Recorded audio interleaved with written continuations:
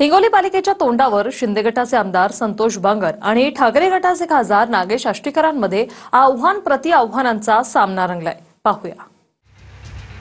शिंदेंच्या बंडावेळी त्यांनाच शिव्या शापांची लाखोली वाहून नंतर त्यांच्याच गटात जाणाऱ्या संतोष बांगरांची खासदार नागेश आष्टीकरांनी खिल्ली उडवली आहे।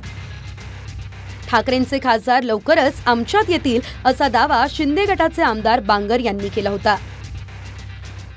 अहो, खासदार नागेश पाटीलच हे आमचे आहेत, फक्त शरीराने तिकडे आहेत, बाकी सगळं तुम्हाला सांगतो की त्यांचं प्रेम आमच्यावरती आहे।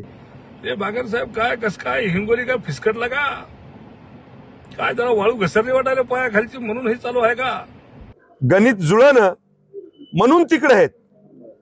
गणित जुळालं की नागेश पाटील दादा संतोष बांगर की जय म्हणणार, बाकी दुसरं काहीच नाही। पण मला असं वाटायला लागलं की हिंगोली मध्ये लय टर्या मारू लागले, काही जरा असं कमी जास्त झालंय का म्हणून आमची काहीतरी असं काय अजून दुसरं काही पैंत्रे आजमावं लागले काय तुम्हाला? येतील ना, एक ध्यानात ठेवा, गणित जुळाल्याच्या नंतर तुम्हाला सांगतो गुणाकार वजाबाकी बेरीज ही झाली की नागेश पाटील हे आमचे खासदार आहेत। असं काही वक्तव्य करून काही फरक पडणार नाही।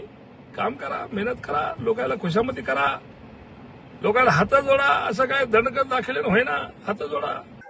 पण आमच्या कानावरती ज्या वरच्या बाबतीमध्ये महाराष्ट्र लेवलला ज्यावेळेस नेते बोलतात त्यावेळेस आम्हाला कानकून लागती आणि यांच्यातच पायपोष नाही, उगाच दुसऱ्याला बोलून काय फायदा आहे आणि दुसऱ्यावर टीका टिप्पणी करून किंवा असं काही बोलून।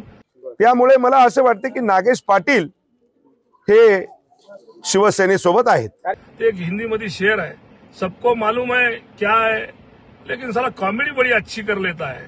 ते असं भानगड आहे, त्याच्यामुळं याच्यावर काही ध्यान देऊ नका।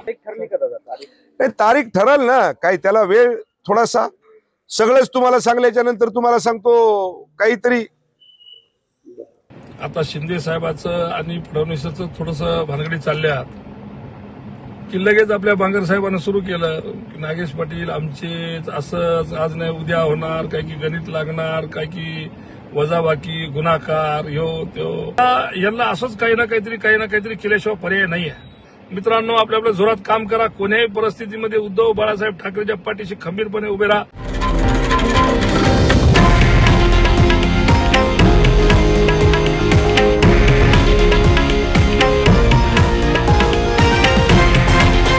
हे आहे देशातील नंबर 1 न्यूज नेटवर्क आणि आपण पाहत आहात TV9 मराठी, एकमेव।